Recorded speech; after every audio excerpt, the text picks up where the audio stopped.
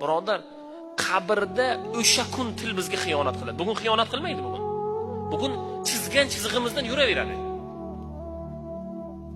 Biz miya qanaqangi buyruq bersa, til o'shani gapiraveradi. Lekin qabrda til xiyonat qiladi. Robbing kim desa bilmayman deydi. Chunki dunyoda Robbisi Allohga jasad xiyonat qilganda. Nima uchun? Namoz o'qi degan o'qimagan. Harom yema degan harom yegan. O'g'irlik qilma degan o'g'irlik qilgan. Zino harom degan zino qilgan. Birovning haqqi yomon degan birovning haqqini yegan. Lekin til joyida turibdi. Men musulmonman deb turibdi. Bizda yolg'on yo'q deb turibdi. Birovning haqqini yeyish bizda yo'q deb turibdi. O'g'ridan bugun borib so'rang, birodar. Birovning haqqini yeganim yo'q deydi men.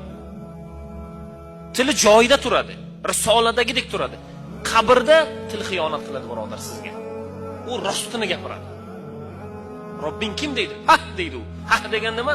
Qo'rquvdan, bilmayman degan u. Payg'ambaring kim deydi? Bilmayman deydi. Birodar, o'sha joyda keyin qiyin bo'ladi. Biz bugun o'ylaymizki, qabrda ham xuddi shu holatda kelib farishta so'raydi. Robbing kim? Alloh. Dining nima? Islom. Payg'ambaring kim? Muhammad sallallohu alayhi vasallam. Bo'ldi, biz savol-javobdan o'tdik. Yo'q, birodar. Agar dunyoda uning rioyasini qilgan bo'lsangiz, til sizga xiyonat qilmaydi, to'g'risini gapiradi.